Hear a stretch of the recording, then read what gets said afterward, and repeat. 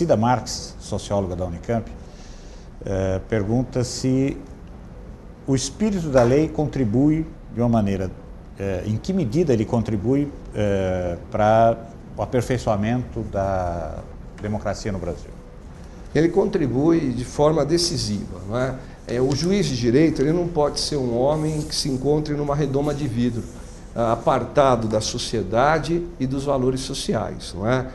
Se é bem verdade que o direito positivo ele não pode ser ignorado, não é menos verdade que quem produz a ciência do direito é justamente aquele que faz a interpretação do direito positivo.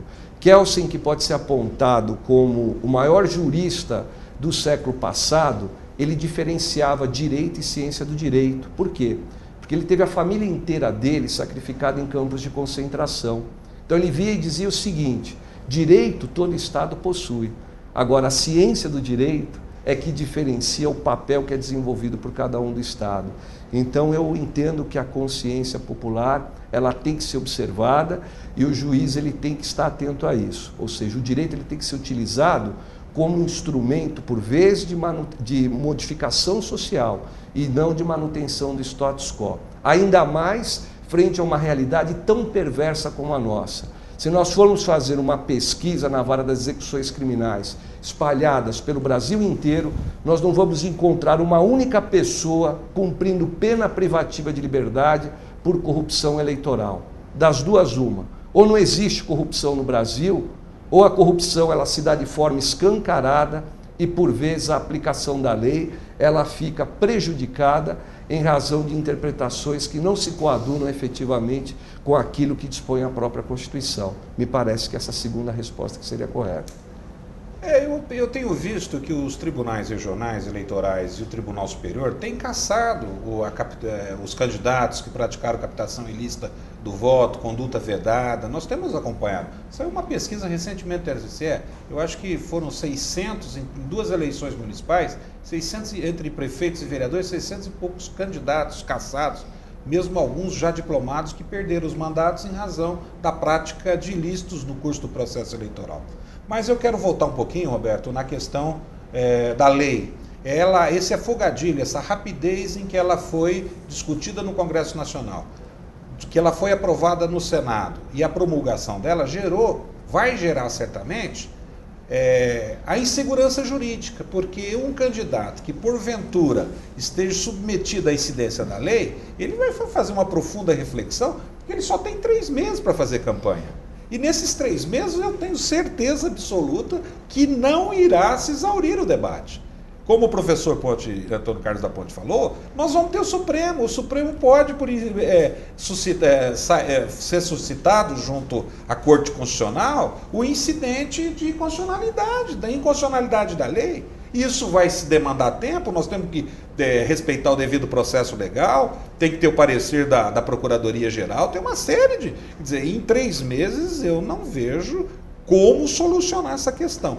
Então, certamente, irá afetar o princípio da segurança, porque todo mundo está inseguro juridicamente, e em razão até da questão do próprio julgamento da consulta pelo Tribunal Superior, onde alguns ministros manifestaram, olha, eu vou analisar no caso concreto. Quer dizer, então podemos admitir também que a consulta não foi respondida. Estamos entrando na nossa reta final. Eu quero fazer colocar um mesmo tema para a sua reflexão. Reunimos aqui mesmo 10 partidos, inclusive os 4 maiores, e depois, após, numa segunda rodada de discussões, também isso foi quase que uma conclusão unânime de cientistas sociais, de que o ficha limpa, na verdade, é o início da pavimentação do que se tornou inadiável, que é uma grande reforma política no país. Não é? De que maneira essa reforma política pode se dar no âmbito da lei, doutor Antônio Carlos? Qual seria o seu modelo? Eu acredito que existem alguns mecanismos que poderiam auxiliar muito, não é, na depuração do processo eleitoral. Não é? Primeiro deles, a cláusula de barreira ela se torna necessária. Aqui no Brasil há uma colocação de que não há financiamentos públicos de campanha e isso prejudicaria a ideia de cláusula de barreira. Na verdade, não. O que nós temos é um financiamento misto. E a partir do momento que existe financiamento misto, nós temos que efetivamente ter um controle muito delicado, muito próximo frente à prestação de contas. Acredito que essa cláusula de barreira, ela traria uma contribuição muito grande. A fidelidade partidária é outra, porque nós temos que acabar com essa cultura de votar em pessoas e passarmos a votar em propostas. A partir do momento que nós tivermos partidos políticos fortes, nós teremos efetivamente uma resposta muito mais contundente, ou seja, quando se vota em pessoas e não em partidos, se perde, na verdade, o principal objetivo de fundo. Acredito também que nós precisaríamos ter um redimensionamento dos chamados crimes eleitorais.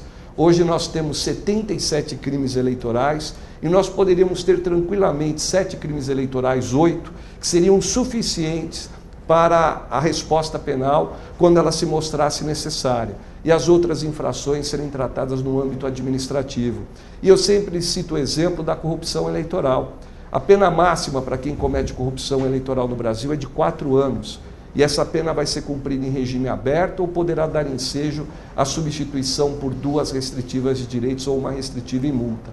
Ao passo que quem é condenado administrativamente por captação irregular de sufrágio deixa de ser candidato no curso do processo eleitoral ou, se foi eleito, a diplomação torna-se sem efeito. Então eu entendo que essa lei, assim como outras medidas que estão sendo adotadas, ela inicia uma pavimentação muito importante, uma pavimentação na procura e no alcance do que é verdadeiramente um Estado democrático de direito. Particularmente, eu sou um otimista, acho que a segunda lei de iniciativa popular, e se nós formos analisar o trabalho legislativo dos últimos anos, nós vamos chegar à conclusão de que a Lei 9840 de 99, que cuidou da captação irregular de sufrágio, da compra de votos, e essa lei atual, a Lei 135 de 2010, foram 2 marcos na busca da cidadania, na sua acepção mais verdadeira. Doutor Salato. Eu penso que o formato da lei é importante porque realmente ela está trazendo um modernismo. Suas premissas são importantes, devem ser implantadas no processo eleitoral. Mas eu penso que deve haver um grande debate, deveria haver um grande debate da cidadania, das instituições democráticas, com as casas legislativas, na elaboração e na discussão da lei. Eu penso que nós tivemos recentemente, Roberto, 2 reformas eleitorais e ninguém cogitou da reforma política. É importante a reforma política, nós temos diversos tópicos que devem ser inseridos nessa reforma. Já ultrapassou do limite a falta da reforma política. Você vai ver que a última reforma foi agora em setembro de 2009.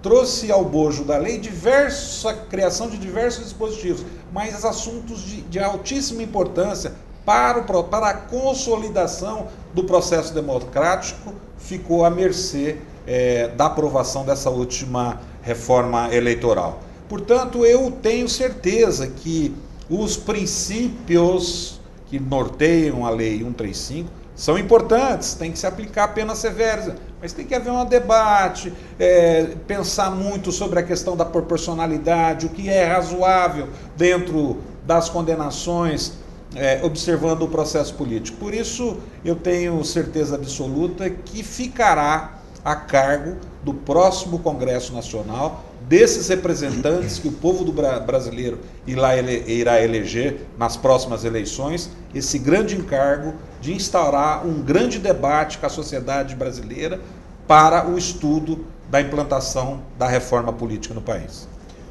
TV Estadão agradece as presenças de nossos debatedores, o procurador Antônio Carlos da Ponte, agora sim, da maneira certa, autor do livro Crimes Eleitorais, e também a presença do advogado Silvio Salata, um especialista no assunto que debatemos aqui.